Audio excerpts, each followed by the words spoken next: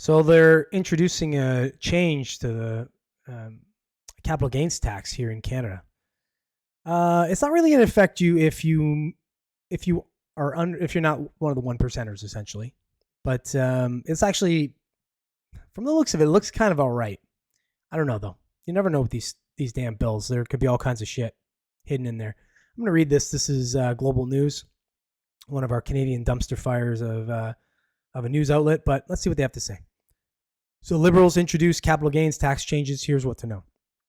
Finance Minister dumpster fire Chrystia Freeland says the government's proposed changes to capital gains taxes, it always screws me up when they write them in red for some reason, tabled Monday are the defining measure of the parliamentary session, putting pressure on the Conservative Party ahead of a vote on the proposal.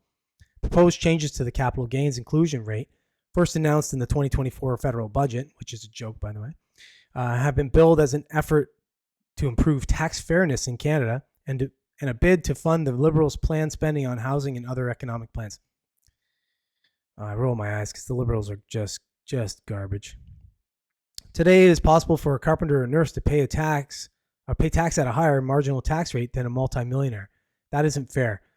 That is why our government is raising the inclusion rate on annual capital gains above $250,000 for individuals, Freeland said in a statement Monday. Which there is the thing, right? So you can still, as an individual, if you were to buy a property, or it doesn't have to be property, it can be stocks, things like that, and you make $250,000 or under, well, you have an exemption on that. Anything over that, then you get taxed at 50%.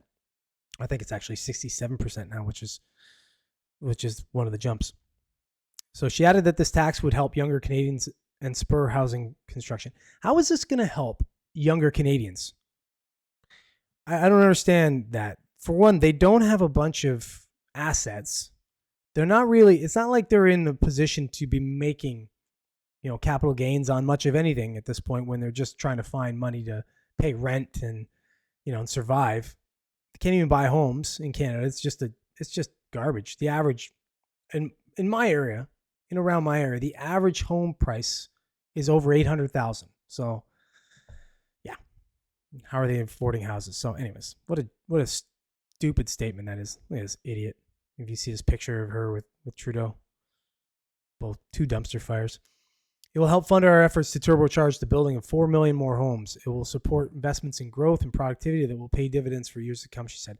I wonder how that is. Please explain how that'll happen.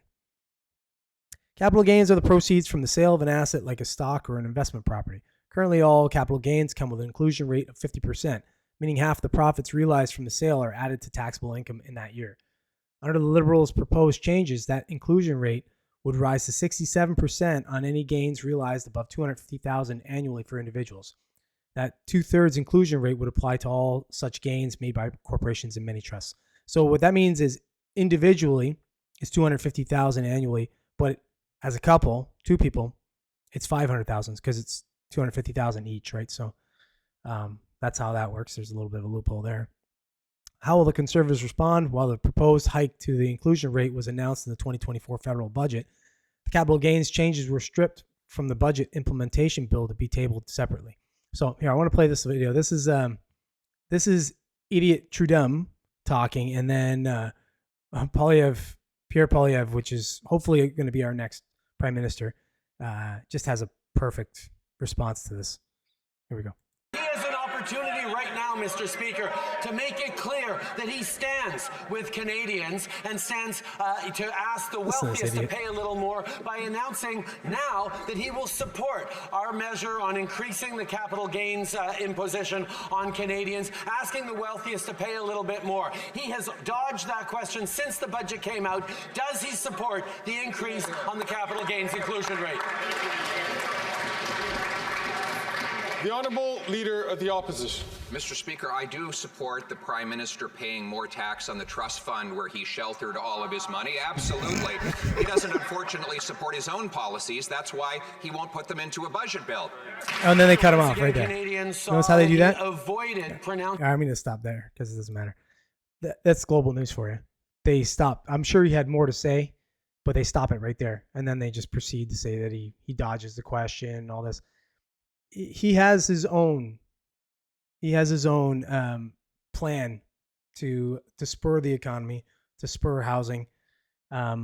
It's I don't think he's going to support a liberal bill, as it is. I think it's probably he probably knows all the language in the bill and knows that there's a bunch of junk in there. But anyways, it's all talking points. I'm not gonna read any further.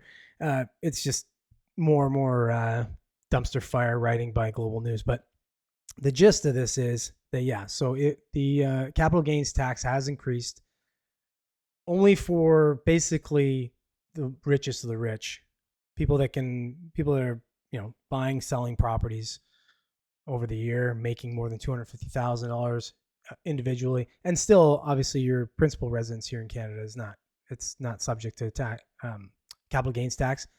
So that doesn't change.